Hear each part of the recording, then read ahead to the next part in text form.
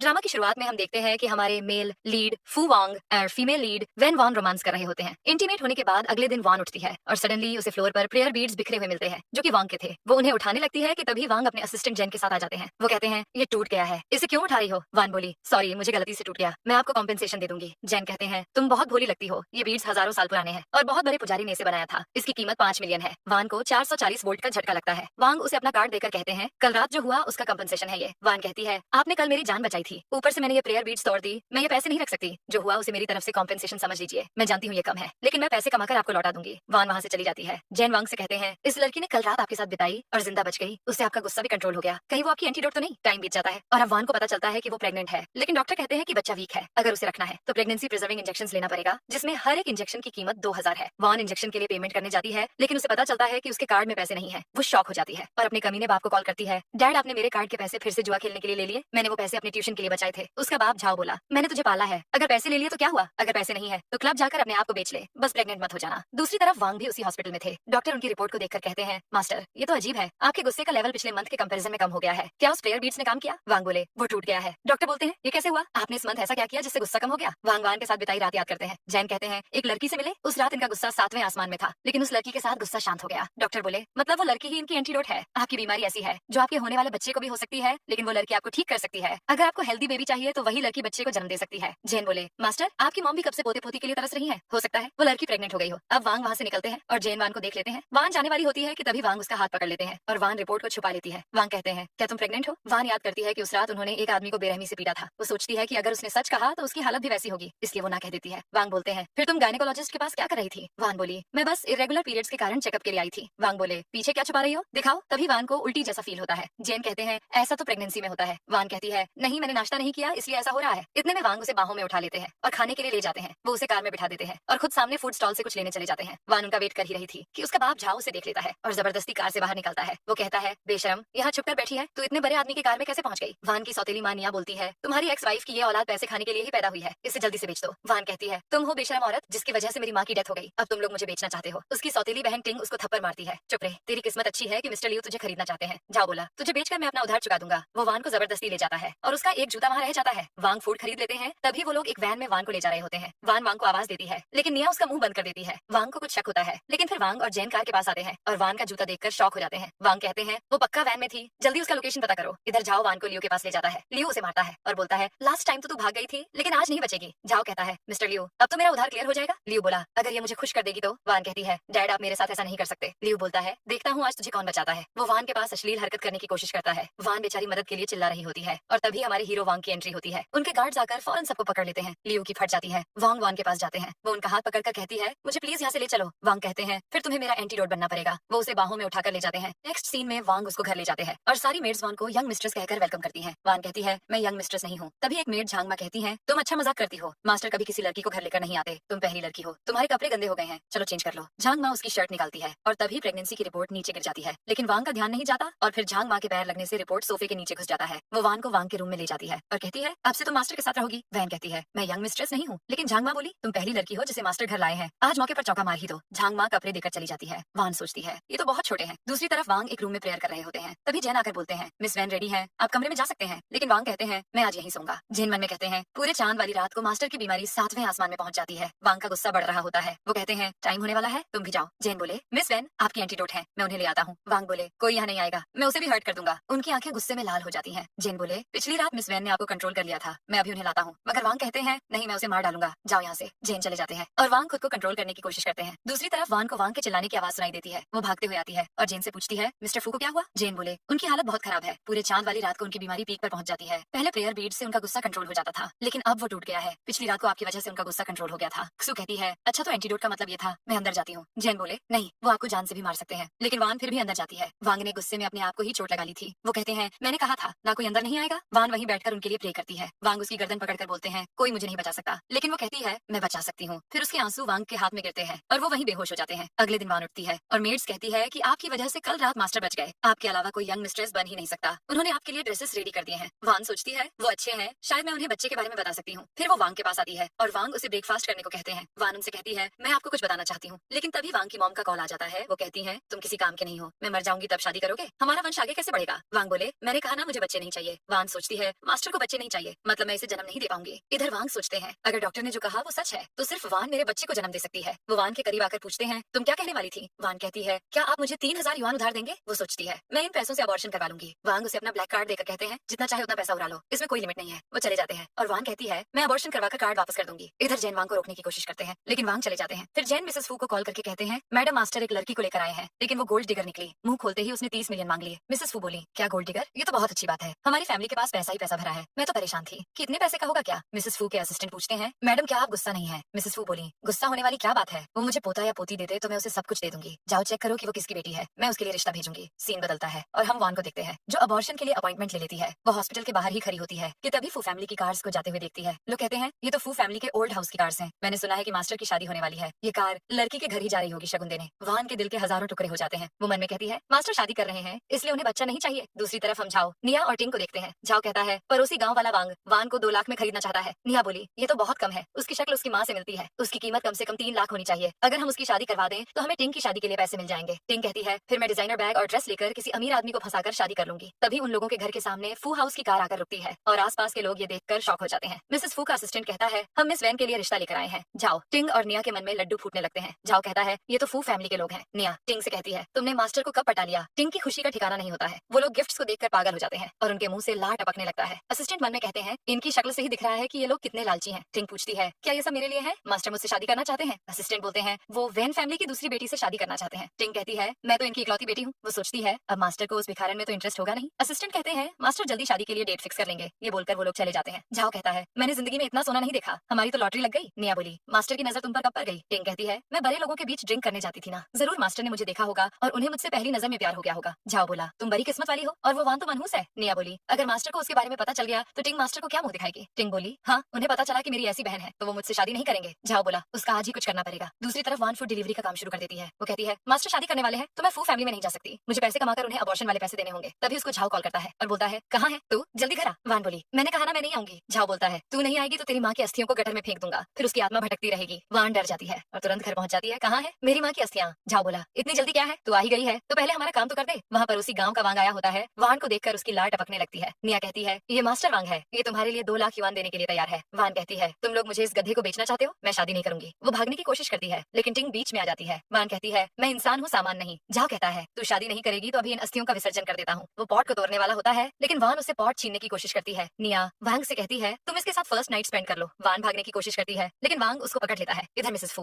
वांग के पास आती है और कहती है, कहाँ है मेरी बहू? वांग कहते हैं, वो लड़की जिसे पैसे के अलावा किसी की परवाह नहीं है। मिसेस फू बोली, तो क्या हुआ, इतने पैसे हैं तुम्हारे पास, रोज पैसे फेंकोगे तब भी खत्म नहीं होंगे। जैन ने बताया कि तुम दोनों के बीच सब कुछ हो गया, वो प्रेग्नेंट है और मैं उसे सब कुछ दे सकती हूँ। तभी झांग माँ को वो रिपोर्ट दिखती है। वो कहती है, यंग मिस्ट्रेस 6 वीक्स प्रेग्नेंट है। वांग रिपोर्ट देखकर शॉक हो जाते हैं। वही मिसेस फू का दिल गार्डन गार्डन हो जाता है। तभी वांग को वॉन कॉल करती है और हेल्प के लिए चिल्लाती है। वांग और मिसेस फू डर जाते हैं। मिसेस फू कहती है, क्या हुआ मेरी बहू को? वो प्रेग्नेंट भी है, कुछ हो गया तो? वांग और जैन तुरंत उसे बचाने के लिए निकल जाते हैं। दूसरी तरफ टिंग वान का फोन फेंक देती है और कहती है, ये मास्टर को कॉल करने की एक्टिंग कर रही है, औकात भी है उनसे बात करने की। वान कहती है, मैं उन्हें जानती हूँ और उनके बच्चे की माँ भी बनने वाली हूँ, वो तुम लोगों को नहीं छोड़ेंगे। निया कहती है, अपनी शक्ल देखी है आईने में, भिखारन जैसी लड़की। कहती है, मास्टर के बच्चे की माँ बनने वाली है। वान कहती है, ये मास्टर का बच्चा है। टिंग उसको थप्पड़ मारती है और कहती है, बस बहुत हुआ, वो मुझसे शादी करने वाले हैं और उन्होंने गिफ्ट भी भेजे हैं। वान के होश उड़ जाते हैं। टिंग कहती है, मेरी शादी मास्टर से होगी और तुम्हारी इस गधे से। अब वो सब मिलकर वान के साथ जबरदस्ती करने की कोशिश करते हैं लेकिन तभी वांग की एंट्री होती है और सबके छक्के छूट जाते हैं। झाओ कहता है, मास्टर हमारे झोपड़पट्टी में कैसे आ गए? टिंग बोली, मास्टर आप मुझे ही लेने आए होंगे। निया कहती है, सन इन लॉ हम अभी थोड़े बिजी हैं। ये बेशरम झूठ बोल रही है, ये कहती है कि आपके बच्चे की माँ बनने वाली है। टिंग बोली, ये हमेशा से ट्रिक खेलकर बड़े आदमी को पटाना चाहती थी, आपको इसे सबक सिखाना चाहिए। वांग बोले, सबक तो मैं जरूर सिखाऊंगा। गार्ड्स डोर बंद कर देते हैं और टिंग के मन में गलत ख्याल आते हैं। वो कहती है, मास्टर अगर आप वो सब करना चाहते हैं तो मैं रेडी हूँ। वो वांग से चिपकने की कोशिश करती है लेकिन वांग उसे गिरा देते हैं और झाओ को एक फटका मारते हैं। गार्ड्स उन सबको पकड़ लेते हैं। निया कहती है, आप अपने फादर इन लॉ और मदर इन लॉ को कैसे मार सकते हैं? वांग वान की मदद करते हैं। वान कहती है, क्या मैंने आपको परेशान कर दिया? वांग बोले, तुमने कोई परेशान नहीं किया, तुम मेरी वाइफ हो और तुमसे इंपॉर्टेंट कुछ नहीं है। सब शॉक हो जाते हैं। टिंग कहती है, मैं तुम्हारी होने वाली वाइफ हूँ, ये लड़की तो यूज्ड है। जैन उसके कान के नीचे बजा देते हैं, अपना मुंह बंद रखो, यंग मिस्ट्रेस के बारे में कुछ मत बोलना वरना जबान खींच लूंगा। टिंग बोली, तुम्हारी इतनी हिम्मत, मैं मास्टर की होने वाली वाइफ हूँ, इन्होंने मेरे लिए रिश्ता भेजा है, उसके गिफ्ट्स भी बाहर रखे हुए हैं। वांग बोले, किसने कहा कि वो गिफ्ट तुम्हारे लिए थे? वो मेरी वाइफ वान के लिए थे। टिंग बोली, ऐसा नहीं हो सकता, इस लड़की ने किस किस के साथ मुंह काला किया है और अब नाजायज बच्चा लेकर घूम रही है। जैन फिर से उसको मारते हैं। वांग बोले, ये मेरा बच्चा है। वान ये जानकर शॉक हो जाती है कि वांग को सब पता है। वांग कहते हैं, जिसने मेरी वाइफ को हाथ लगाने की कोशिश की है उनके हाथ काट दो। जाओ उनके पैर पकड़ने की कोशिश करता है लेकिन वांग उसको एक लात मारते हैं। निया वान से कहती है, तुम अपनी फैमिली को मार खाते हुए कैसे देख सकती हो? जाओ बोला, मास्टर से कहो कि हमें जाने दे। वांग पूछते हैं, क्या तुम इन्हें माफ करना चाहती हो? तभी वान जाओ को सॉलिड थप्पड़ मारती है, उसके होश उड़ जाते हैं। वो बोलता पता है मैं तुम्हारा बाप हूँ। वान कहती है बचपन से अब तक तुम जुआ और शराब के चक्कर में पागल हो। शराब पीकर तुम मेरी माँ को मारते थे, फिर इस दूसरी औरत और उसकी बेटी को उठाकर ले आए। मैं तुम लोगों को कभी माफ नहीं करूंगी। झाओ बोला तुझे लगता है तेरी लॉटरी लग गई है? ये मास्टर बस तेरे साथ खेल रहा है, जब बोर हो जाएगा तो तुझे छोड़ देगा। वान कहती है मैं अब किसी को भी खुद को बुली करने नहीं दूंगी। वो अपनी माँ की अस्थियां उठाती है। वांग मन में कहते हैं बेचारी बचपन से इस माहौल में पली बड़ी है, इसलिए पैसे का इतना लालच है। वान को लेकर निकल जाते हैं और गार्ड्स उन सबकी धुलाई कर देते हैं। इधर फिर वांग से जो भी हुआ उसके लिए सॉरी कहती है। वांग कहते हैं तुमने बताया क्यों नहीं कि तुम प्रेग्नेंट हो? वान बोली आपने अपनी मॉम से कहा था कि आपको बच्चे नहीं चाहिए, मैं इसे अबॉर्ट कर दूंगी। लेकिन वांग कहते हैं तुम इसे जन्म दोगी, हम शादी कर लेंगे। वान शॉक हो जाती है। वो कहती है मेरा फैमिली बैकग्राउंड अच्छा नहीं है। वांग बोले तुम्हें ज्यादा सोचने की जरूरत नहीं है, ये सीक्रेट मैरिज होगी। बच्चे के होने के बाद हम डिवोर्स ले लेंगे और मैं तुम्हें 500 मिलियन कॉम्पेंसेशन दूंगा। वान सोचती है ये सही है, मैं बच्चे को बचा सकती हूँ। वांग सोचते हैं पैसे का नाम सुनते ही ये तुरंत मान गई। दोनों मैरिज सर्टिफिकेट ले लेते हैं और घर जाते हैं। मिसेस फू उसे देखकर खुश हो जाती है। वो कहती है खानदान के सबसे यूजलेस इंसान ने कुछ तो अच्छा काम किया, तुम मुझे मॉम कहकर बुलाना। फिर वो वान के लिए बहुत सारे गिफ्ट्स लाती है। वान कहती है ये बहुत एक्सपेंसिव है, मैं ये नहीं ले सकती। मिसेस फू कहती है ये सब तुम्हारे लिए स्पेशली बनवाया गया है। वो तो असिस्टेंट ने मुझे गलत इन्फॉर्मेशन दे दी और गलत जगह गिफ्ट्स पहुंच गए, इसलिए मैं तुम्हें डबल गिफ्ट दे रही हूँ। वांग को देखती है। वांग कहते हैं मॉम जो दे रही है उसे रख लो। मिसेस फू कहती है तुम दोनों ने मैरिज सर्टिफिकेट ले लिया है तो अब ग्रैंड वेडिंग करते हैं। वान को लगता है वांग को अच्छा नहीं लगेगा, इसलिए वो कहती है नहीं मैं अभी प्रेग्नेंट हूँ और ऐसे में वेडिंग सही नहीं रहेगी, है ना मास्टर? वांग कहते हैं वान जो बोल रही है वो सही है। ये बोलकर वो चले जाते हैं और सोचते हैं कि मेरा दिल इतनी जोर से क्यों धड़क रहा है, कहीं फिर से गुस्सा तो नहीं आ रहा, लेकिन वैसे सिम्पटम तो नहीं दिख रहे। अब मिसेस फू वान को भी उनके कमरे में ले जाती है और कहती है अब से तुम दोनों यहीं साथ रहोगे। तभी झांगमा वांग के लिए मेडिसिन लाती है जिसे वो पी लेते हैं। मिसेस फू वान को बताती है कि बचपन से वांग ने काफी कुछ झेला है, इसे बहुत गुस्सा आता है और इस दवाई को पीकर ही वो सो पाता है। बिना दवाई के गुस्से में ये किसी को नुकसान भी पहुंचा सकता है। वान पूछती है क्या मेडिसिन लेने के अलावा और कोई तरीका नहीं है ठीक होने का? झांगमा बोली मैडम लास्ट फुल मून की रात को मास्टर ने मेडिसिन नहीं लिया था, यंग मिस्ट्रेस ने मास्टर को कंट्रोल कर लिया। ये सुनकर मिसेस फू खुश हो जाती है। क्या ये सच है? झांगमा बोली मैंने अपनी आंखों से देखा है, यंग मिस्ट्रेस मास्टर की एंटीडोट है। मिसेस फू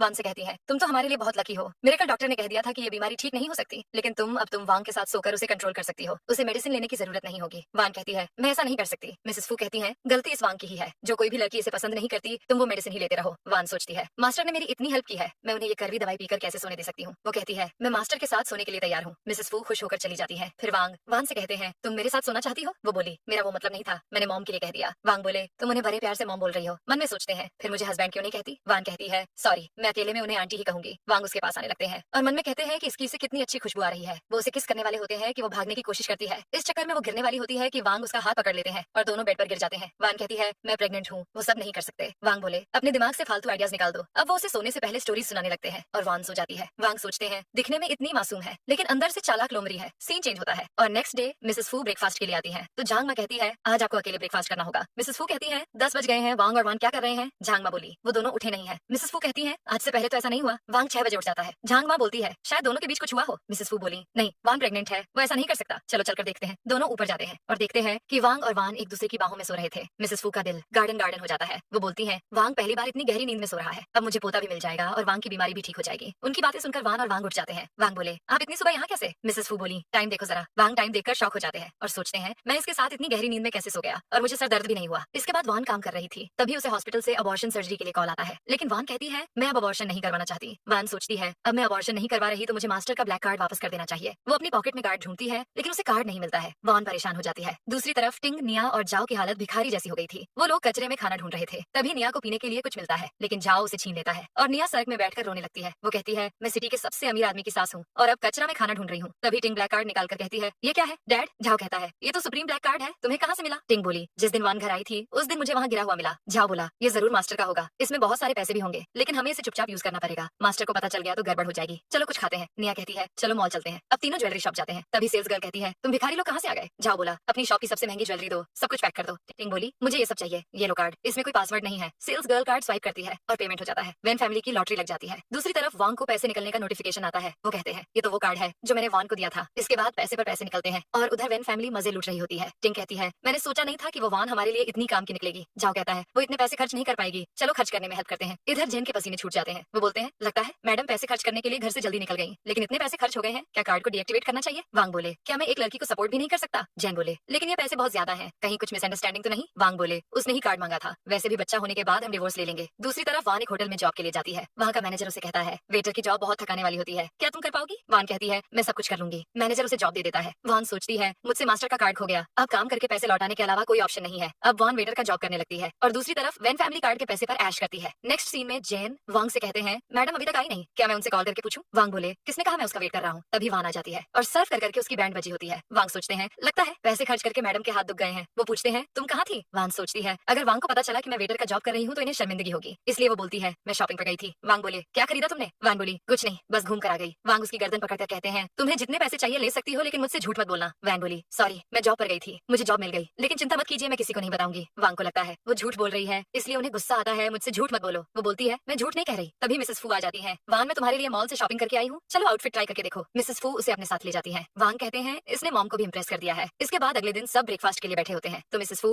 वान को अच्छे से ब्रेकफास्ट करने को कहती है। वान सोचती है सब कितने अच्छे हैं, लेकिन मैंने मास्टर का ब्लैक कार्ड खो दिया है, अब मुझे उनके पैसे लौटाने ही होंगे। वो बोलती है मॉम मुझे जॉब मिल गई है, मुझे जाना होगा। मिसेस फू बोली तुम जॉब करके क्या करोगी, तुम प्रेग्नेंट हो और हम हैं तुम्हें सपोर्ट करने के लिए। वान बोली नहीं, मुझे इंडिपेंडेंट बनना है। मिसेस फू बोली ठीक है, फिर अपने हस्बैंड को साथ ले जाओ। वान बोली नहीं, मैं सबवे से चली जाऊंगी। उसके जाने के बाद मिसेस फू वांग से कहती है देखा वो कितनी हार्ड वर्किंग है, तुम उसे गोल्ड डिगर समझते हो, मुझे लगता है तुम्हें गलतफहमी हो गई है। तभी वांग को फिर से नोटिफिकेशन आता है और वो कहते हैं किसने कहा कि वो जॉब कर रही है, तो फ्रॉड नहीं कर सकती। मिसेस फू बोली तुम्हारे पास पैसे हैं तो दूसरों को गोल्ड डिगर मत समझो, वरना शॉर्ट ड्रामा की तरह बाद में अपनी वाइफ के पीछे पीछे भागना पड़ेगा, देखना तुम्हारी वाइफ भी तुम्हें छोड़ देगी। सीन बदलता है और वान होटल में होती है। मैनेजर सभी वेटर से कहता है आज एक बड़े आदमी यहाँ पेट्रोलिंग के लिए आ रहे हैं, उनकी कंपनी हमारे होटल को टेक ओवर कर सकती है, इसलिए अच्छे से परफॉर्म करना। एक वेट्रेस बोलती है मैंने सुना है उन्हें लड़कियों में इंटरेस्ट नहीं है। तभी एक वेट्रेस सिसी कहती है अभी तक वो मुझसे नहीं मिले ना, एक पंडित ने मुझे कहा है कि मैं उनके बच्चे को जन्म दे सकती हूँ, ऐसा हुआ तो मुझे यहाँ प्लेट्स नहीं धोने पड़ेंगे। सिसी वान को देखकर सोचती है ये नई लड़की काफी हॉट लग रही है, मैं इसे आगे नहीं निकलने दूंगी। वो वान को सबसे पीछे खड़े होने को कहती है। वान सोचती है ये बड़ा आदमी तो पावरफुल लगता है, मुझे मास्टर को पैसे लौटाने के लिए जॉब करना ही होगा। तभी वहाँ वांग आते हैं और सब उनका वेलकम करते हैं, लेकिन वान उनको देखकर शॉक हो जाती है। वांग सोचते हैं इसका मतलब ये सच में काम पर आई थी, आखिर ये कौन सा गेम खेल रही है। सिसी उनके पास आकर कहती है मैं यहाँ की सुपरवाइजर हूँ, मैं आपको सर्विस प्रोवाइड कर सकती हूँ। सारी वेट्रेस उनको घेर लेती है, लेकिन वान को शर्मिंदगी हो रही होती है। तभी एक बच्ची सनफ्लावर सीड निगल लेती है जो गले में अटक जाता है। उसकी मॉम हेल्प के लिए बुलाती है, लेकिन सभी वेट्रेस वान को छोड़े तब ना। फिर हमारी वान उस बच्ची के गले से जैसे तैसे सीड निकालती है। बच्ची की माँ उसे थैंक यू बोलती है। वान को तभी चक्कर आने लगते हैं, पर वांग उसे पकड़ लेते हैं और बाकी वेट्रेस का पोपट हो जाता है। वांग मन में कहते हैं प्रेग्नेंट होकर भी वान ने बच्ची को बचाया। वो कहते हैं किसी को बचाने से पहले ये देख लिया करो कि तुम कर पाओगी या नहीं। वान सोचती है कि वांग को उसे वेटर का काम करते देख शर्मा रही है। तभी सिसी उसे धक्का देकर कहती है तुम खुद को समझती क्या हो जो मास्टर की बाहों में गिर गई, निकल जाओ यहाँ से। वांग बोले बाहर तो तुम्हें जाना चाहिए है ना। उसकी बोलती बंद हो जाती है। वांग कहते हैं यहाँ सारे वेटर्स को मेडिकल ट्रेनिंग मिली है ना, फिर सब लोग खड़े खड़े क्या कर रहे थे, तुम सबका मंथली बोनस कटेगा और वेनवान को 10 गुना ज्यादा बोनस मिलेगा। सिसी का पारा चढ़ जाता है। वो मन में कहती है इसकी हिम्मत कैसे हुई स्पॉटलाइट चुराने की, मैं इसे छोड़ूंगी नहीं। सिसी अपनी चेली चपाती के साथ उससे भिड़ने पहुंच जाती है और वान को थप्पड़ मारकर कहती है तुम्हारी हिम्मत कैसे हुई मास्टर को सिड्यूस करने की। वान बोली मैंने किसी को सिड्यूस नहीं किया, मैंने तो बस बच्चे को बचाया है, तुम लोग क्या बस खड़े खड़े तमाशा देखना चाहते थे। सिसी बोली ज्यादा अच्छी बनने का नाटक मत करो, असल में तो तुम्हारा प्लान था मास्टर की बाहों में गिरने का। वान बोली मैंने कहा ना मैंने किसी को सिड्यूस नहीं किया, तुम ही खड़े खड़े बच्ची को मरते हुए देख रही थी। सिसी बोली जबान लड़ाओगी, तुम्हें मजा चखाना पड़ेगा। दूसरी तरफ मैनेजर वांग को कहता है जो भी नीचे हुआ वो एक्सीडेंट था, हम आगे से ध्यान रखेंगे। वांग बोले वान ने कब से होटल ज्वाइन किया है। मैनेजर बोला कल से हमारे पास वर्कर की कमी थी तो उसने कल से ही काम शुरू कर दिया। वांग बोले क्या वो पूरा दिन काम कर रही थी। मैनेजर बोला हाँ हमारे पास उसका रिकॉर्ड भी है। वांग रिकॉर्डिंग देखकर सोचते हैं मतलब वो सच बोल रही थी, लेकिन ब्लैक कार्ड से पैसे खर्च कैसे हुए। वो मैनेजर से बोले मुझे उससे मिलना है। इधर सिसी वान से कहती है तुम्हें सिड्यूस करने का बड़ा शौक है ना, लगता है तुम वेट्रेस के अलावा कुछ और काम करना चाहती हो। वो वान को धक्का मारती है, फिर वान को उल्टी जैसा फील होता है। ये देखकर वेट्रेस बोलने लगती है लगता है ये प्रेग्नेंट है। सिसी बोली प्रेग्नेंट होकर भी तुम मास्टर पर डोरे डाल रही हो, कौन है इसका बाप। वान सोचती है कि उसने सच बोल दिया तो वांग एम्बैरस हो जाएंगे। सिसी कहती है सब देखो मासूम बनने का दिखावा करने वाली पता नहीं किसका बच्चा लेकर घूम रही है। तभी वान को गुस्सा आता है और वो सिसी को फटका लगा देती है, मेरा बच्चा नाजायज नहीं है। सिसी बोली तुम्हारी हिम्मत कैसे हुई मुझे मारने की। वो वान पर हाथ उठाने वाली होती है, लेकिन पीछे वांग को खड़े देखकर उसकी सिट्टी पिट्टी गुल हो जाती है। वान कहती है अगर तुमने फिर से मेरे बच्चे को नाजायज कहा तो तुम्हारा मुंह तोड़ दूंगी। सिसी और बाकी सब घुटने पर बैठ जाते हैं। वान कंफ्यूज हो जाती है और तभी वांग आगे आते हैं। सिसी कहती है मुझे माफ कर दीजिए, मुझसे गलती हो गई। मैनेजर बोला सिसी तुम नहीं सुधरोगी, मैं तुम्हें जॉब से निकाल रहा हूँ। सिसी माफी मांगने लगती है, लेकिन उसको उठाकर बाहर फेंक दिया जाता है। वांग वान से कहते हैं तुम ठीक हो। वो बोली हाँ। वांग कहते हैं मैं तुमसे कल के बारे में बात करने आया हूँ। वान कहती है मुझे अभी भी काम है, आप सबके सामने हमारे रिलेशनशिप को एक्सपोज नहीं कर सकते। वो चली जाती है और वांग सोचते हैं वो किसी को रिलेशनशिप के बारे में इसलिए नहीं बता रही क्योंकि उसे शर्मिंदगी हो रही है। मैनेजर कहता है मास्टर क्या हम कॉन्ट्रैक्ट साइन कर सकते हैं। वांग कहते हैं यहाँ का मैनेजमेंट बिल्कुल बेकार है, हम बाद में बात करेंगे। वांग के जाने के बाद मैनेजर बोलता है अब मैं क्या करूँ। वैसे लगता है मास्टर को वान में इंटरेस्ट है, वो मेरी प्रॉब्लम सॉल्व कर सकती है। अब मैनेजर वान के पास जाता है और बोलता है आज तुमने उस बच्ची को बचाकर अच्छा काम किया, तुम कुछ देर के लिए मेरे साथ चलो। वान बोली लेकिन मेरा काम खत्म हो गया है। मैनेजर बोला मास्टर ने आज तुम्हें 10 गुना ज्यादा बोनस दिया है, तुम्हें थोड़ा ग्रेटफुल होना चाहिए, कंपनी को तुम्हारी हेल्प चाहिए तो ओवर टाइम करने में क्या दिक्कत है। वान कहती है ठीक है मैं चेंज करके आती हूँ। मैनेजर बोला कोई जरूरत नहीं है। वो सोचता है वांग को इस कपड़े में वो ज्यादा अच्छी लगेगी। दूसरी तरफ जैन वांग से कहते हैं आपने सब चेक कर लिया है, मैडम 2 दिन से होटल में थी और वो बड़े बड़े लोगों ने उनके काम को अच्छी रेटिंग दी है, मुझे नहीं लगता वो गोल्ड डिगर है। वांग कहते हैं मुझे उसके काम से कोई लेना देना नहीं है। तभी उन्हें वैन का मैसेज आता है कि वो ओवर टाइम कर रही है। वांग कहते हैं इस हालत में भी उसकी ओवर टाइम करने की हिम्मत कैसे हो रही है, क्या ब्लैक कार्ड के पैसे काफी नहीं है उसके लिए। जैन बोलते हैं होटल के मैनेजर ने आपको क्लब में इन्वाइट किया है, वो आखिरी बार करना चाहता है। वांग उसे चलने को कहते हैं। इधर वान मैनेजर के साथ क्लब में होती है। वो बोलती है मैं वेटर हूँ, आप मुझे इस जगह पर क्यों ले आए। मैनेजर बोला क्या तुम्हें जॉब से हाथ धोना है, अगर तुम उस वीआईपी को अच्छे से सर्व करोगी तो ही तुम्हें सैलरी मिलेगी। तभी वांग पहुंच जाते हैं और वान को देखकर गुस्सा हो जाते हैं। वान को झटका लगता है। जैन मन में कहते हैं अब तो सब खत्म हो गया, मैडम यहाँ क्या कर रही है, वो भी ऐसे कपड़े में। मैनेजर वान से कहता है तुम्हें पैसे कमाना है तो मास्टर को खुश करो। वांग सोचते हैं ये पैसे कमाने करवाने के लिए यहाँ भी आ गई। मैनेजर बोला, मास्टर ये वेट्रेस मैं स्पेशली आपके लिए लाया हूँ, ये आपको पर्सनल सर्विस देगी। वांग सोचते हैं वान पैसे के लिए कितनी गिर सकती है। मैनेजर वान से कहता है चलो मास्टर के साथ ड्रिंक करो। वो कहती है मैं ड्रिंक नहीं कर सकती। मैनेजर कहता है तुम मास्टर को नाराज करना चाहती हो। वान के पास ऑप्शन नहीं होता, इसलिए वो ड्रिंक करने की कोशिश करती है। वांग मन में कहते हैं इसे तो पैसे के सामने बच्चे की भी चिंता नहीं है। तभी वान को उल्टी आती है और वो भाग जाती है। मैनेजर कहता है मास्टर मैं अभी उसे लेकर आता हूँ, लेकिन जैन उसको धक्का मारते हैं। वांग कहते हैं तुम्हें दूसरों को ड्रिंक के लिए फोर्स करना अच्छा लगता है। मैनेजर बोलता है नहीं, मैं तो आपको खुश करने के लिए ये कर रहा हूँ। जैन उसको एक लात मारते हैं। वो कहता है मैंने क्या कर दिया। वांग उसको ड्रिंक करने के लिए कहते हैं। वो बोलता है मुझे माफ कर दीजिए, आपको उस लड़की में इंटरेस्ट है इसलिए मैं उसे लेकर आया। वांग बोले मुझे उसमें इंटरेस्ट है, लेकिन पता है वो कौन है। मैनेजर बोला वो बस एक वेट्रेस ही तो है। तभी जैन उसके सर पर बोतल तोड़ देता है। तेरी हिम्मत कैसे हुई यंग मिस्ट्रेस को ड्रिंक के लिए फोर्स करने की। मैनेजर की पैंट गीली हो जाती है। वो बोला मुझे नहीं पता था कि वो मास्टर की वाइफ है। वो गिड़गिड़ाता है, लेकिन वांग को उस पर दया नहीं आती है। अब वांग वान के पास जाते हैं जो वॉशरूम से आती है। वो कहते हैं तुम यहाँ ओवर टाइम कर रही हो। वान बोली मैं घर ही आ रही थी, लेकिन मैनेजर मुझे यहाँ ले आए। वांग बोले तुम सच में किसी के साथ ड्रिंक करके सोने का प्लान बना रही थी ना। तुम प्रेग्नेंट हो और कितना पैसा चाहिए तुम्हें, मैं तुम्हें सब दे सकता हूँ, फिर ये क्यों कर रही हो। वान बोली मुझे नहीं पता आप क्या बोल रहे हैं। वांग बोले नौटंकी मत करो, तुम पैसे के लिए कुछ भी कर सकती हो। वान बोली आप मेरे बारे में यही सोचते हैं। सही कहा मैं गोल्ड डिगर ही हूँ और अब नाटक कर रही हूँ, लेकिन आपको क्या, बच्चे के आने के बाद तो हमारा डिवोर्स हो जाना है। वो गुस्से में चली जाती है। इसके बाद रात को वांग स्टोरी सुनाने के लिए रेडी होते हैं, लेकिन वान आती है और पिल्लो लेकर जाने वाली होती है। वांग कहते हैं तुम किधर चली। वो बोली मैं यहाँ नहीं सोने वाली, इसलिए गेस्ट रूम जा रही हूँ। वांग बोले ऐसे में बच्चा सोचेगा कि हमारे बीच रिश्ता अच्छा नहीं चल रहा, उस पर भी असर होगा। वान बोली हमारे बीच रिश्ता वैसे भी अच्छा नहीं है। वो चली जाती है और वांग भी ईगो में उसके पीछे नहीं जाते, लेकिन उन्हें बेड में उसी की खुशबू आती है। अगले दिन वो ब्रेकफास्ट के लिए उसका वेट कर रहे होते हैं, मगर वो नहीं आती। झांग माँ कहती है मास्टर कल आप और यंग मिस्ट्रेस अलग अलग सोए थे, वो अभी तक खाने के लिए नहीं आई, फिर आप बैठे बैठे क्या कर रहे हैं। वांग बोले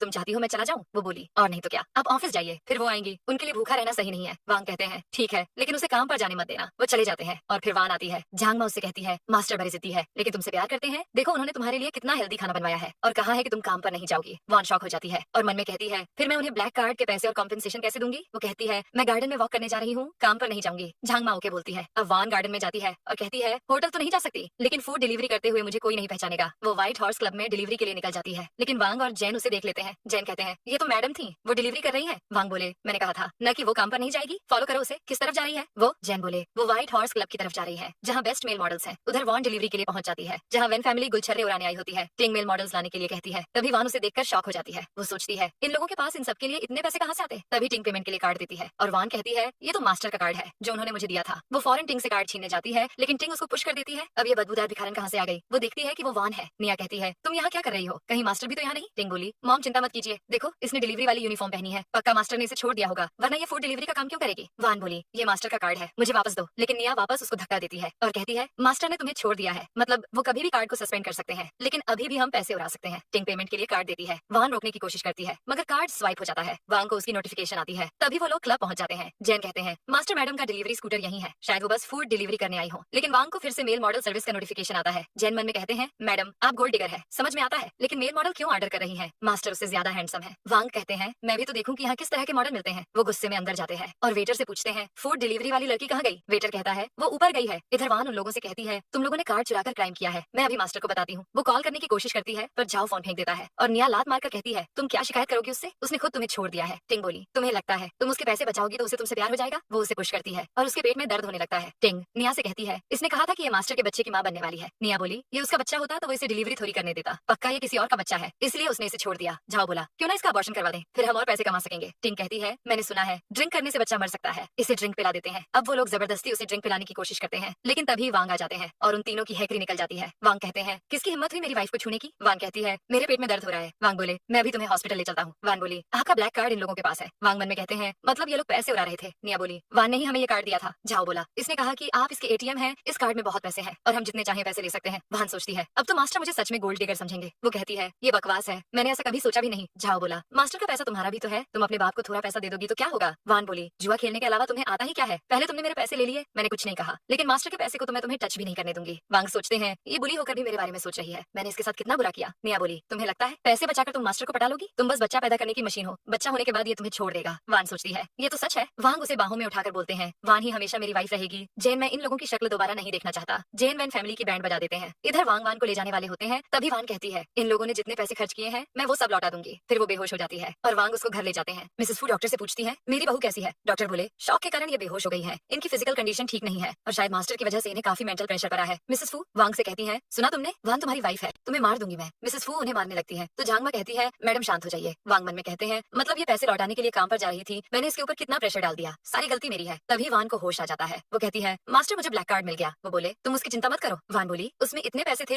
ये छोटी मोटी बात नहीं है। डॉक्टर कहते हैं यंग मिस्ट्रेस को होश आ गया है, लेकिन इन्हें टॉपिकल मेडिकेशन की जरूरत है। वांग दवाई लेकर बोलते हैं तुम सब बाहर जाओ। सब बाहर चले जाते हैं और वान की मेडिसिन अप्लाई करते हैं। फिर वान को झाओ और निया की बात याद आती है। वो सोचने लगती है कि मेरे जैसी लड़की मास्टर के लायक कैसे हो सकती है। नेक्स्ट सीन में वांग बाहर जाते हैं तो मिसेस फू कहती है देखा मैंने कहा था ना, तुम उसे गलत समझ रहे थे, अब तुम्हें उसे मनाना होगा। ये देखो वो कार्ड लेने के बाद एक ही बार हॉस्पिटल गई थी और उसने अबॉर्शन के लिए पैसे लिए थे। क्या तुम्हें बच्चे नहीं चाहिए थे? वांग बोले अब मैं उसे मनाने के लिए क्या कर सकता हूँ। मिसेस फू कहती है बेवकूफ, उसे सबसे महंगी ज्वेलरी गिफ्ट करो। अगले दिन वान हॉल में आती है तो जेन उसे कहते हैं यंग मिस्ट्रेस, मास्टर ने आपके लिए इतने अच्छे गिफ्ट लाए हैं, अब तो आप खुश हैं? मास्टर गिल्टी है इसलिए आपसे माफी मांगना चाहते हैं। वान कहती है वो ब्लैक कार्ड मेरी बेवकूफी की वजह से चोरी हुआ था, उससे इतने सारे पैसे निकल गए, मैं ये गिफ्ट नहीं ले सकती। वांग बोले मुझे उससे फर्क नहीं पड़ता। वान बोली लेकिन मुझे पता है हमारा डिवोर्स होने वाला है और मैं आपका एहसान नहीं रखना चाहती। वांग गुस्से में सोचते हैं इसने फिर से डिवोर्स की बात की। वो जेन से कहते हैं अगर उसे नहीं चाहिए ये सब तो फेंक दो। वान सोचती है ये गुस्सा क्यों हो रहे हैं, मैं तो इनके पैसे बचा रही हूँ। वांग डॉक्टर की प्रेशर वाली बात याद करके कहते हैं मैंने उसे इतना कुछ बोला है, अब उसका दूर रहना तो ऑब्वियस है। फिर जैन आते हैं। वांग कहते हैं मेरा एक दोस्त है, उसकी वाइफ के पास बिल्कुल पैसे नहीं है और वो अपने हस्बैंड के पैसे भी खर्च नहीं करना चाहती। अब उसे अपनी वाइफ को कहना है कि वो उस पर कोई एहसान नहीं कर रहा, वो क्या करेगा? जैन बोले आपका दोस्त बिल्कुल अच्छा नहीं है। वांग कहते हैं उसने अपनी वाइफ को ब्लैक कार्ड भी दिया, लेकिन उसकी वाइफ उसको यूज करना ही नहीं चाहती। जैन बोले क्या आप अपनी बात कर रहे हैं? मैडम ने आपका गिफ्ट इसलिए नहीं लिया क्योंकि वो आपको अपना हस्बैंड नहीं मानती। अच्छी लड़कियां अपने हस्बैंड से ही गिफ्ट लेती हैं। वांग बोले हमने मैरिज सर्टिफिकेट ले लिया है, मैं उसका हस्बैंड हूँ। जैन बोले लेकिन वो तो सीक्रेट मैरिज थी ना, आपने उन्हें वाइफ की तरह ट्रीट ही नहीं किया है और बच्चा होने के बाद भी डिवोर्स लेने वाले हैं। अब वांग कहते हैं लगता है वही मेरी हेल्प कर सकती है। ये सोचकर वो अपनी बड़ी बहन किंग को कॉल करते हैं और उसे सब बता देते हैं। किंग ये जानकर खुश हो जाती है कि उन्होंने शादी कर ली। वांग कहते हैं लेकिन वान मुझसे डिवोर्स चाहती है। किंग कहती है गलती तुम्हारी ही होगी, तुम मंदबुद्धि जो हो। मेरी टिकट बुक करो, मैं चाइना आ रही हूँ। मैं अपनी सिस्टर इन लॉ को सपोर्ट करूंगी और उसे 10 मेल मॉडल से मिलवाऊंगी। वांग कहते हैं ऐसा करने की सोचना भी मत। अब वान देखती है कि झांगमा किंग के आने की खुशी में तैयारी करवा रही थी। वो कहती है जल्दी करो, बचपन से अब तक एक वही लड़की है जो मास्टर को कंट्रोल कर सकती है, वो वापस आ रही है। वान पूछती है क्या कोई गेस्ट आ रहा है? झांगमा कहती है वो गेस्ट नहीं बल्कि फैमिली मेंबर ही है। वान मन में कहती है कहीं वो मास्टर की गर्लफ्रेंड तो नहीं है। इसके बाद वान वांग को किंग से बात करते सुनती है। वो कहते हैं मैं खुद तुम्हें पिक करने आऊंगा और मैं जानता हूँ तुम्हें किंग क्रैब पसंद है, वही बनेगा। वान गलत समझ लेती है और सोचती है इन्होंने अपनी गर्लफ्रेंड को इतना स्पॉइल कर रखा है, मतलब मास्टर सच में उससे प्यार करते हैं। वो जाने वाली थी तभी वांग उसे देख लेते हैं। वान कहती है सॉरी मैं आपकी बात सुनने नहीं आई थी। वांग बोले कोई बात नहीं, मेरे साथ एयरपोर्ट चलो, किसी को पिक करना है। वान सोचती है वो बहुत सुंदर होगी, उसका बैकग्राउंड भी अच्छा होगा और मैं बच्चा होने के बाद चली जाऊंगी। वांग उसे लेकर जाते हैं लेकिन वान बोलती है अगर मैं जाऊंगी तो कहीं वो गलत ना समझ ले। वांग कहते हैं कुछ नहीं होगा, बैठो। वान पीछे बैठने वाली थी लेकिन वांग उसको आगे बैठने को कहते हैं। फिर वो उसका सीट बेल्ट लगाने के लिए पास आते हैं। वान कहती है मैं खुद कर लूंगी। इसके बाद वो दोनों एयरपोर्ट जाते हैं और वांग किंग के आने का वेट करते हैं। तभी किंग आती है और उन्हें हक करके कहती है तुम इतने बड़े कब हो गए, तुमने अपनी बहन से बातें क्यों छुपाई? क्या वो आई है? वान उसे देखती है और सोचती है ये कितनी सुंदर है, मास्टर के लिए यही परफेक्ट मैच है। अब दोनों कार के पास आते हैं और किंग वान को देखकर सोचती है ये तो भरी मासूम सी लग रही है। वांग कहते हैं ये मेरी वाइफ है। वान सोचती है मास्टर ऐसा कैसे कह सकते हैं, इन्हें डर नहीं कि इनकी गर्लफ्रेंड गलत समझ लेगी। वो बोलती है मैं और मास्टर बस नाम के हस्बैंड वाइफ है, 1 साल में हम डिवोर्स ले लेंगे। वांग बोले ये सब कहने की क्या जरूरत थी? वान कहती है मैं नहीं चाहती थी, ये गलत समझे। किंग मन में कहती है समझ गई, ये मुझे वांग की गर्लफ्रेंड समझ रही है, लगता है मुझे हेल्प करनी ही होगी। वांग उसे कार में बैठने को बोलते हैं और वान पीछे बैठ जाती है ताकि किंग वांग के साथ बैठ सके, लेकिन किंग कहती है मैं भी वान के साथ बैठूंगी। इसके बाद वो वान से पूछती है क्या तुम वांग को पसंद करती हो? वान सोचती है कि अगर किंग ने गलत समझ लिया तो वांग को अच्छा नहीं लगेगा, इसलिए वो कहती है मेरे और मास्टर के बीच कॉन्ट्रैक्ट मैरिज हुई है, हमारे बीच कोई इमोशन नहीं है। वांग शॉक होकर ब्रेक मार देते हैं। मन में कहते हैं अच्छा यही होगा कि फीलिंग्स हो ही ना। किंग मन में कहती है वांग किसी काम का नहीं है, एक दिन इसकी बीवी भाग ही जाएगी, फिर पता चलेगा कि किसकी गलती थी। घर आ जाता है और वान तुरंत भाग जाती है। फिर वांग किंग से कहते हैं देखा उसके दिल में मेरे लिए कोई फीलिंग्स नहीं है, हर दिन बस डिवोर्स के बारे में सोचती रहती है। किंग बोली पत्थर दिल तो तुम हो, वान हमारी फैमिली को वारिस दे रही है और तुमने उसे कहा कि ये कॉन्ट्रैक्ट मैरिज है, अच्छा हो रहा है तुम्हारे साथ। वांग बोले मुझे पता है लेकिन अब मुझे डिवोर्स नहीं चाहिए, मगर वो मुझे पसंद नहीं करती है। किंग सोचती है ये दोनों ही अंधे हो रखे हैं, देखती हूँ वान अब क्या करती है। इसके बाद किंग घर आकर मिसेस फू से मिलती है। मिसेस फू कहती है तुम आखिर आ ही गई, क्या तुम थक गई हो, तुम्हें भूख लगी है? किंग बोली मुझे भूख लगी है लेकिन मैं चाहती हूँ वांग मेरे लिए कुक करे। वांग कहते हैं ठीक है मैं तुम्हारे लिए कुक कर दूंगा। किंग बोली क्रैब बन जाए तो एक एक करके मीट निकाल देना वरना मैं नहीं खाऊंगी। वांग बोले ठीक है और क्या खाओगी? ये सब वान सुनती है और उसे जलन होने लगती है, वो फौरन चली जाती है। किंग मन में कहती है वान के मुंह में भी जबान नहीं है, लेकिन सच तो मैं तुमसे बुलवा कर रहूंगी। दूसरी तरफ वान वॉशरूम जाती है और इमोशनल होकर कहती है अब मास्टर का प्यार आ गया है तो मुझे चले जाना चाहिए। इधर वांग उसके लिए डिनर लेकर आ रहे होते हैं, तभी वो बैग लेकर निकलती है। वो पूछते हैं तुम कहाँ जा रही हो? वान कहती है मुझे जाना है। वांग बोले तुम मेरे बच्चे की माँ बनने वाली हो, कहाँ जा रही हो? वान बोली मैं रेंट पर रह लूंगी, मुझे आपके साथ नहीं रहना है, लेकिन मैं बच्चे को कोई तकलीफ नहीं होने दूंगी। लेकिन वांग बोलते हैं तुम ऐसा क्यों कर रही हो? वो रोते हुए कहती है आप अपनी गर्लफ्रेंड को ले आए हैं, उससे इतना प्यार करते हैं तो अब मैं यहाँ रहकर क्या करूंगी, मुझे जाने दीजिए। वांग बोलते हैं तुम्हें जलन हो रही है? वो कहती है मैं जानती हूँ मुझे जलने का भी हक नहीं है। तभी वांग उसे किस कर लेते हैं और किंग ये देखकर शॉक हो जाती है। मन में कहती है इतना बड़ा खंभा हो गया है लेकिन किस करना नहीं सीखा। वान कहती है आप चाहते क्या है? वांग कहते हैं मैं उसे प्यार नहीं करता, वो तो मेरी बड़ी बहन है। वान ये सुनकर चौंक जाती है आपने मुझे बताया क्यों नहीं? तभी किंग बोली मैंने इसे मना किया था, तुम दोनों के ही मुंह में जबान नहीं है, अगर मैं चिंगारी नहीं लगाती तो आग कैसे जलती। वो वान को बहुत सारे कार्ड्स देती है। वान कहती है मैं ये नहीं रख सकती, लेकिन वांग कहते हैं तुम्हारी बहन दे रही है तो रख लो। वान सोचती है किंग के सामने तो मैं बिल्कुल फीकी लग रही हूँ। किंग उसके मन की बात समझ जाती है और उसे अपने साथ अपने रूम में ले जाती है। वो वान से पूछती है मैंने कार में पूछा कि तुम वांग को पसंद करती हो या नहीं, तो तुमने क्यों कहा कि तुम दोनों के बीच कोई फीलिंग्स नहीं है? वान बोली मुझे लगा तुम उनकी गर्लफ्रेंड हो, मैं नहीं चाहती थी तुम गलत समझो। किंग बोली, तुम उसकी वाइफ हो, कल को कोई भी आएगी तो क्या तुम वांग को उसे दे दोगी? वान कहती है, मैं उनके लायक नहीं हूँ। बाहर वांग उसकी बात सुन रहे होते हैं और सोचते हैं, मुझे पता ही नहीं था कि वान ऐसा सोचती है। वान कहती है, मैं नहीं चाहती कि लोग मेरी वजह से उन पर हंसे। किंग सोचती है, लगता है वान कुछ ज्यादा ही इनसिक्योर है, मुझे फिर से चिंगारी जलानी होगी। वो कहती है, मैं तुम्हें कल कहीं लेकर जाऊंगी। अब अगले दिन वो उसे ट्रेनिंग क्लास में ले जाती है। वान कहती है, मेरा यहाँ क्या काम? किंग बोली, तुम्हें कहा कि सिर्फ रिच और यंग लड़कियां मेरे भाई के लिए परफेक्ट है ना, मैं तुम्हें दिखाती हूँ कि तुमसे बेटर कोई नहीं है, अंदर जाओ। वान चली जाती है और किंग मन में कहती है, अब तुम अपनी आंखों से देखोगी कि कितनी चालाक लड़कियों की नजर मेरे भाई पर है, तब तुम अपने हस्बैंड को प्रोटेक्ट करोगी। दूसरी तरफ वान अंदर देखती है कि युआन नाम की टीचर लड़कियों को मास्टर को पटाने के तरीके सिखा रही थी। वो कहती है, हमें सीखना होगा कि मास्टर को खुश कैसे करना है। वान हैरान हो जाती है। फिर एक लड़की मीन उसे देखकर कहती है, अब ये नैनी कहाँ से आ गई? सुनो, तुम गलत जगह आ गई हो। वान कहती है, मैं भी क्लास के लिए आई हूँ, मैं भी वेल्दी फैमिली से हूँ। मिन बोली, मैंने तो तुम्हारे बारे में नहीं सुना, कौन लाया तुम्हें यहाँ? वान बोली, मैं फू किंग के साथ आई हूँ। सब हंसने लगते हैं और मिन कहती है, बीजिंग में एक ही फू फैमिली है, लगता है तुम मास्टर के नाम पर स्कैम करने आई हो। युआन कहती है, हर कोई मास्टर से शादी करना चाहता है, ये आम बात है। वान बैठ जाओ। फिर वो लेक्चर शुरू करती है और पूछती है, मास्टर को सबसे ज्यादा किससे नफरत है? सब कहते हैं लड़कियों से। वान सोचती है, लेकिन मास्टर तो मुझे पसंद करते हैं और उन्हें बच्चे भी पसंद है। युआन पूछती है, उन्हें सबसे ज्यादा क्या पसंद है? इसके बारे में किसी को भी नहीं पता है। तभी वान कहती है, मास्टर को लॉन्गजिंग टी, फ्रेंच ब्रेकफास्ट और विस्की पसंद है। मिन कहती है, क्या बकवास कर रही हो? सिर्फ उनके क्लोज लोग जानते हैं कि उन्हें क्या पसंद है, तुम क्या अपने आप को उनकी वाइफ समझती हो? वान कहती है, मैं झूठ नहीं बोल रही। तभी वहाँ कन सिवान नाम की लड़की आती है और कहती है, ये झूठ नहीं बोल रही, वांग को बचपन से ये सब पसंद है, लेकिन तुम्हें कैसे पता? मिन कहती है, सिवान अच्छा हुआ तुम आ गई। फिर दूसरी लड़की नियान बोली, ये लड़की खुद को मास्टर के बड़े क्लोज समझती है, वही तुम्हें कौन नहीं जानता, तुम और मास्टर बचपन के अच्छे दोस्त हो और एक दूसरे के लिए परफेक्ट भी हो। सिवान वान से कहती है, माना तुम मास्टर को पसंद करती हो, लेकिन बस एक सर्वेंट हो, उनकी वाइफ बनने का सपना देखकर तुम हद पार कर रही हो, मास्टर को ये अच्छा नहीं लगेगा। अब तीसरी लड़की मिया कहती है, अब समझ आया कि उसे मास्टर की पसंद कैसे पता है, ये तो मेड निकली जो उनकी वाइफ बनने की कोशिश कर रही है, इसे तो सबक मिलना चाहिए। दूसरी तरफ वांग किंग से कहते हैं, तुम वान को वहाँ क्यों ले गई? जानती हो वो लड़कियां कैसी है? किंग कहती है, मैं ये सब तुम्हारे लिए ही कर रही हूँ, उसे खुद को स्ट्रांग बनाने की जरूरत है। वांग कहते हैं, वो बहुत सीधी है, वो लड़कियां उसे कच्चा चबा जाएंगी। किंग बोली, तुम उसे हल्के में ले रहे हो, जब लड़की पजेसिव होती है तो किसी को नहीं छोड़ती। वांग कहते हैं, मैं जा रहा हूँ उसे सपोर्ट करने। किंग भी उनको फॉलो करती है। इधर वान सबसे कहती है, मैं मेड नहीं हूँ, मैं उनकी वाइफ हूँ, मुझे तो उनकी पसंद पता होगी ही। सब हंसते हैं और बोलते हैं, ये दिन में सपने देख रही है। मिया कहती है, बीजिंग में कौन नहीं जानता कि सिवान ही है जो मास्टर के सबसे क्लोज है, दोनों नर्सरी से साथ में पढ़ रहे हैं और मास्टर सिवान से ही शादी करेंगे। वान बोली, मुझे नहीं पता सिवान और वांग का क्या रिलेशन है, लेकिन वो मेरे हस्बैंड है, हमने मैरिज रजिस्ट्रेशन कर लिया है। सिवान बोली, मतलब मास्टर तुम जैसी सकछाप से शादी करेगा? वान सोचती है, मुझे लगा था कि ये बड़े घर की लड़कियां ही मास्टर के लिए सही हैं, लेकिन किंग सही थी, मुझे बस और कॉन्फिडेंट होने की जरूरत है। वो कहती है, गरीब लोग भी तो इंसान होते हैं, उन्हें भी प्यार पाने का हक है और मास्टर सिर्फ मेरे हैं। ये बात वांग सुन लेते हैं और उनका दिल गार्डन गार्डन हो जाता है। सिवान गुस्से में कहती है, मेरे सामने तुम बड़ी बड़ी बातें कर रही हो, तुम्हें तो मैं आज अच्छे से बताती हूँ। वो वान को थप्पड़ मारने वाली होती है, लेकिन तभी वांग आते हैं और कहते हैं, मैं भी देखता हूँ कौन टच करता है मेरी वाइफ को। मिन कहती है, मास्टर अच्छा हुआ आप आ गए, ये सरकचाप लड़की सिवान की इंसल्ट कर रही थी, इसे सबक सिखाइए। सिवान बोली, ये खुद को तुम्हारी वाइफ कह रही है, मुझे लगा कि इससे तुम्हारी रेपुटेशन खराब हो जाएगी, इसलिए मैं इसे मजा चखा रही थी। वान कहती है, हस्बैंड आप आ गए। किंग खुश हो जाती है और वांग सोचते हैं, पहली बार इसने मुझे हस्बैंड कहा है। मिन बोली, देखा इसने आपको हस्बैंड कहा, इसे अपनी औकात पता नहीं है।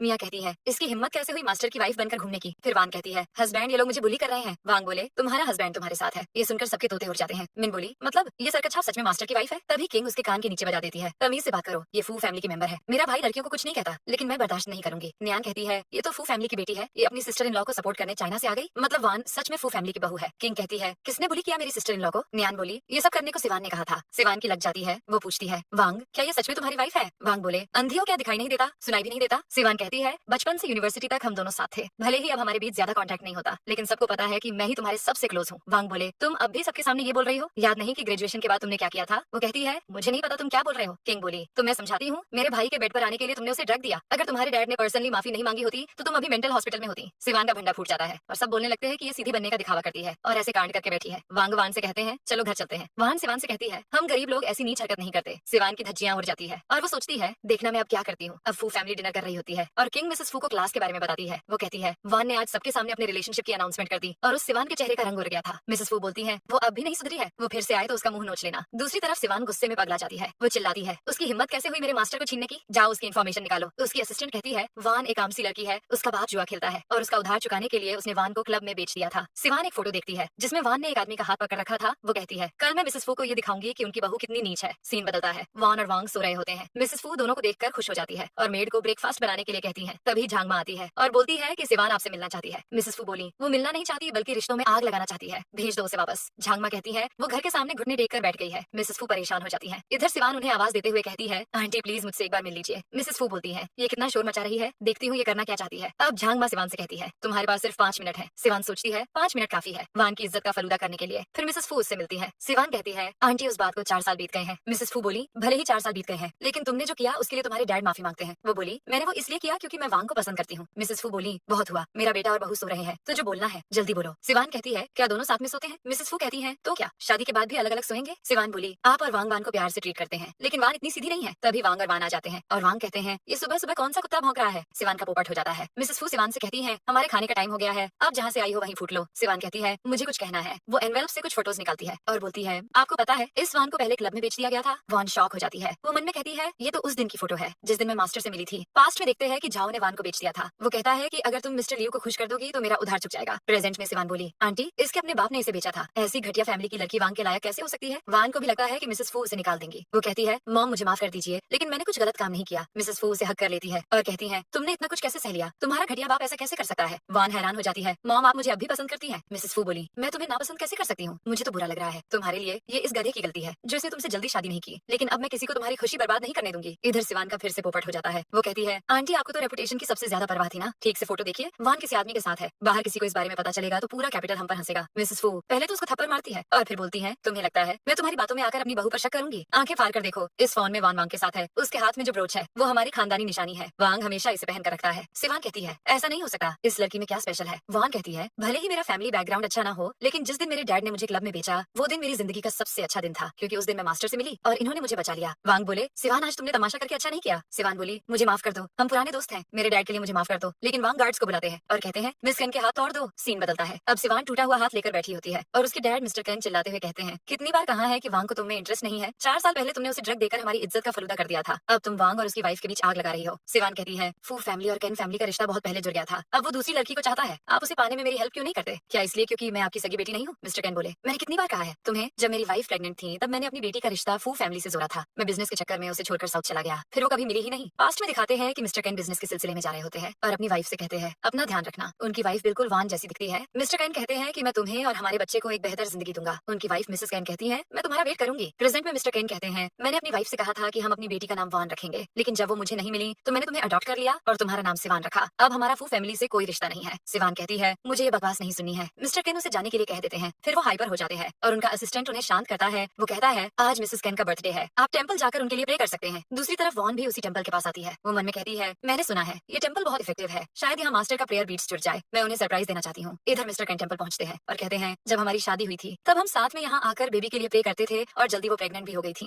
वो प्रे करते हैं कि काश मेरी बेटी मुझे मिल जाए। तभी उनके सामने से वान जाती है और उसे देखकर उन्हें 440 वोल्ट का झटका लगता है। झटके से वो गिर जाते हैं। असिस्टेंट कहता है, जल्दी कोई एम्बुलेंस बुलाओ। तभी वान आती है और कहती है, मैंने मेडिसिन की पढ़ाई की है। वो मिस्टर कैन को सीपीआर देती है और उन्हें होश आ जाता है। वान कहती है, अभी के लिए ये ठीक है, लेकिन जल्दी इन्हें हॉस्पिटल ले जाओ। फिर वो चली जाती है। दूसरी तरफ वांग कहते हैं, अभी तक वान घर नहीं आई? जेन बोले, थोड़ा वेट करिए, अभी पता चल जाएगा। तभी वान आ जाती है। वांग कहते हैं, तुम कहाँ थी और ऐसी हालत कैसे होगी तुम्हारी? वान उन्हें उनका प्रेयर बीट दिखाती है और कहती है, मैंने टेंपल के मास्टर को कहा कि वो इसे ठीक कर दें। वांग बोले, उस टेंपल में कितनी 1800 सीढ़ियां हैं? वान बोली, मैं आपके लिए सीढ़ियां चढ़कर गई थी। अब अगर कभी मैं आपके साथ नहीं रही और आपको अटैक आया तो ये बीड्स आपके पास रहेंगे। वांग उसे किस कर लेते हैं और हक करके बोलते हैं, मैं सिर्फ तुम्हें चाहता हूँ। फिर हम मिस्टर कैन को देखते हैं जिन्हें हॉस्पिटल में होश आता है। असिस्टेंट कहता है, प्रेसिडेंट आप उठ गए, शुक्र है, उस लड़की को सीपीआर देना आता था। मिस्टर कैन बोले, वो मेरी वाइफ जैसी दिखती है, जाओ उसके बारे में पता करो। असिस्टेंट बोले, वो तो ठीक है, लेकिन मिस कैन ने फू फैमिली को अनफ्रेंड कर दिया है, उनके साथ हमारे कई प्रोजेक्ट्स हैं, क्या हम उनके यहाँ माफी मांगने चले? मिस्टर कैन ओके बोलते हैं। इसके बाद के सीन में वांग वान से कहते हैं, मिस्टर कैन मिलने आ रहे हैं, क्या तुम उनसे मिलोगी? वान बोली, क्या वो सिवान के फादर है? वांग बोले, हाँ, हमारी फैमिली में पुरानी दोस्ती थी। 20 साल पहले उनकी वाइफ मिसिंग हो गई, तब वो प्रेग्नेंट थी और किसी को नहीं पता कि वो कहाँ गई। सिवान उनकी अडॉप्टेड डॉटर है। वान को मिस्टर कैन के लिए बुरा लगता है। तभी मिस्टर कैन आते हैं और वान को देखकर खुश हो जाते हैं। वो कहते हैं, तुम मेरी बेटी हो। वान बोली, आपको कोई गलतफहमी हुई है। मिस्टर कैन कहते हैं, मुझे कोई गलतफहमी नहीं हुई, तुम बिल्कुल मेरी वाइफ की तरह दिखती हो। वांग कहते हैं, अंकल ये मेरी वाइफ है और इसके मॉम डैड भी हैं। मिस्टर कैन बोले, लेकिन ये मेरी वाइफ की तरह दिखती है, क्या मैं तुम्हें अडॉप्ट कर सकता हूँ? वांग बोले, ये फू फैमिली की बहू है, इसे किसी गॉडफादर की जरूरत नहीं है, आप सठिया गए हैं। मिस्टर कैन बोले, तुम सठिया गए हो? क्या सोच रहे हो? अगर ये मेरी बेटी हुई तो मैं इसे तुम्हारे साथ नहीं रहने दूंगा। वो गुस्से में चले जाते हैं और वान सोचती है, मुझे मिस्टर कैन जाने पहचाने से क्यों लग रहे हैं। मिस्टर कैन अपने असिस्टेंट को वान का हेयर सैंपल देकर कहते हैं, जाओ और डीएनए टेस्ट करवाओ। फिर हम सिवान को देखते हैं जिसे डीएनए टेस्ट के बारे में पता चल जाता है। वो गुस्से से लाल हो जाती है और कहती है, वो मास्टर अपनी बेटी को ढूंढ रहा है, अगर उसे अपनी बेटी मिल गई तो मैं कौन हूँ? कहाँ है वो? कौन है उसकी बेटी? असिस्टेंट बोली, वो फू फैमिली की यंग मिस्ट्रेस है। सिवान के तोते उड़ जाते हैं। असिस्टेंट कहती है, प्रेसिडेंट ने फू फैमिली में वान को देखा और कहा कि वो बिल्कुल उसकी वाइफ जैसी दिखती है। सिवान कहती है, मुझे नहीं पता कि उनकी वाइफ दिखती कैसी है, उसकी फोटो दिखाओ। असिस्टेंट उसे फोटो दिखाती है और उसका पारा चढ़ जाता है। वो बोली, वान पहले तुमने मुझसे वान को लूट लिया और अब मेरे डैड को छीनना चाहती है, मैं ऐसा नहीं होने दूंगी। नेक्स्ट सीन में हम झाओ को देखते हैं जो फिर से जुआ हार जाता है और उधार न चुकाने पर कुछ लोग उसका हाथ काटने वाले होते हैं। झाओ कहता है, ऐसा मत करो, मेरा सन इन लॉ बीजिंग का सबसे अमीर आदमी है, जाकर उनसे पूछ लो। लेकिन वो लोग नहीं मानते हैं। तभी सिवान पहुंच जाती है और उन लोगों को पैसे दे देती है। फिर वो झाओ से कहती है, मैं तुम्हें और 5 मिलियन दे सकती हूँ। झाओ कहता है, मैं बदले में कुछ भी करूंगा। वो कहती है, तुम्हें बस वान को किसी तरह बाहर लाना है। झाओ कहता है, आप चिंता मत करो, मैं जानता हूँ हूँ उसे सबसे ज्यादा किसकी फिक्र है। हम देखते हैं कि वो वॉन को कॉल करता है और कहता है, मैंने सुना है मेरी प्यारी बेटी यंग मिस्ट्रेस बन गई है। वान बोली, अगर आपने फिर से मुझे हरास करने की कोशिश की तो मेरे हस्बैंड आपको जान से मार देंगे। झाओ कहता है, तुम्हें जानना है ना तुम्हारी माँ कैसे मरी। वान शॉक हो जाती है, क्या मतलब है तुम्हारा? वो तो ओवरवर्क के कारण गुजर गई थी ना, क्या किया तुमने उनके साथ? लेकिन झाओ कॉल कट करके उसे मैसेज करता है और एक सुनसान जगह पर आने को कहता है। वो बोलता है, किसी को बताना मत वरना कभी सच नहीं जान पाओगी। वान वहाँ जाने वाली होती है लेकिन वांग को देखकर रुक जाती है। फिर सीन चेंज होता है, वान उस जगह पर पहुंच जाती है। झाओ आता है और वो उससे कहती है, अब बताओ मेरी माँ कैसे मरी, क्या तुमने उन्हें मार दिया? झाओ बोला, मैंने उन्हें नहीं मारा, बस उन्हें पैसों के लिए क्लब में बेचना चाहता था ताकि मेरा उधार क्लियर हो जाए। लेकिन उस बेवकूफ औरत ने अपनी कलाई की नस काटकर अपनी जान दे दी। वान के पैरों तले जमीन खिसक जाती है। वो बोली, तुमने उन्हें मार डाला। वो बोला, वो बेवकूफ थी, मैंने उसे किडनैप करके लाने में पूरे पैसे खर्च कर दिए लेकिन उसने खुद को टच करने नहीं दिया और मर गई। वान बोली, मतलब तुम मेरे डैड नहीं हो? झाओ बोला, सही कहा, 20 साल से मैंने किसी और के बच्चे को पाला, मैंने सोचा तुम मेरा उधार चुका दोगी, इसमें क्या गलत है? वान बोली, इसलिए तुम लोग मेरे साथ ऐसा घिनौना बर्ताव करते थे। कौन है मेरे असली डैड? तभी सिवान आती है और कहती है, तुम्हारे डैड कंजेन है। वान बोली, तुम यहाँ कैसे? सिवान बोली, तुम्हारी वजह से तुमने मुझसे सब कुछ छीन लिया और अब मेरे डैड को भी छीनना चाहती हो। वान को मिस्टर केन की बात याद आती है कि वो उनकी वाइफ जैसी दिखती है। वो कहती है, मतलब मिस्टर केन सच में मेरे डैड है? मेरी मॉम को किडनैप कर लिया गया था, तुमने उनकी जिंदगी बर्बाद कर दी। सिवान बोली, पहले तुम अपने बारे में सोचो। वो गार्ड्स को बुलाती है और कहती है, तुम्हें अपनी माँ की बड़ी याद आ रही है ना, तो उसी के पास चली जाओ। अब गार्ड्स वान को मारने वाले होते हैं लेकिन वान कहती है, तुमने ये सब मास्टर के लिए किया हो या डैड के लिए, मैं तुम्हें छोड़ूंगी नहीं। सिवान बोली, तुम मुझे नहीं छोड़ोगी? तुमने ही मुझसे सब छीन लिया। वान कहती है, मैंने कुछ नहीं छीना, डैड ने तुम्हें इतने सालों से पाला है, तुम अब भी कैन फैमिली की बेटी हो, अभी भी देर नहीं हुई है, मान जाओ। लेकिन सिवान कहती है, मैं तुम्हें मरते हुए देखना चाहती हूँ। गार्ड्स उसे मारने वाले होते हैं लेकिन तभी वांग और मिस्टर कईन की एंट्री होती है और सिवान और जाओ के छक्के छूट जाते हैं। सिवान कहती है, आप दोनों यहाँ क्या कर रहे हैं? वान याद करती है कि आने से पहले उसने वांग को सब बता दिया था। वांग कहते हैं, वहाँ खतरा हो सकता है। वान कहती है, अगर खतरा हुआ तो आप मुझे बचा लेना। प्रेजेंट में वो कहती है, मैं बेवकूफ नहीं हूँ जो अकेले इस सुनसान जगह पर आ जाऊंगी। मिस्टर केन सिवान से कहते हैं, मैंने तुम्हें हर बार बर्दाश्त किया लेकिन तुम्हारी हिम्मत कैसे हुई अपनी बहन को हार्म करने की? सिवान बोली, ये मेरी बहन नहीं है। मिस्टर केन बोले, इसे पुलिस स्टेशन ले जाओ। नहीं है, ये मेरी बेटी। गार्ड्स उसको ले जाते हैं। फिर उन्हें वहाँ डीएनए रिपोर्ट और मिसेस केन की फोटो मिलती है जो सिवान लाई थी। वो वान से कहते हैं, तुम सच में मेरी बेटी हो, मुझे माफ कर दो, मैं लेट हो गया, तुम्हें कितना कुछ सहन करना पड़ा। वान उन्हें हक कर लेती है। फिर झाओ बोलता है, प्रेसिडेंट केन मैं ऐसा दोबारा नहीं करूंगा, मैंने वान को पाला है, मुझे माफ कर दो। वांग बोले, तुमने वान की माँ को मार डाला, तुम्हारे लिए तो मौत की सजा भी कम है, इसे म्यांमार भेज दो, ये खुद अपना ख्याल रख लेगा। गार्ड्स उसको भी ले जाते हैं। वांग वान से कहते हैं, अब सब ठीक हो गया है। वान उन्हें हक कर लेती है। फिर हम देखते हैं कि दोनों ग्रैंड वेडिंग करते हैं। मिसेस फू कहती हैं, फाइनली वांग को अक्ल आ गई, पूरा कैपिटल देखेगा कि फू फैमिली की बहू कौन है। मिस्टर केन कहते हैं, वान मेरी रियल बेटी है, वांग और इसकी जोड़ी परफेक्ट है। वो वांग से कहते हैं, तुम मेरी बेटी का ध्यान रखना वरना अच्छा नहीं होगा। वांग बोले, आप चिंता मत कीजिए, मेरी पूरी लाइफ वान की ही तो है। अब दोनों एक दूसरे को किस करते हैं और इसी के साथ ड्रामा की हैप्पी एंडिंग हो जाती है।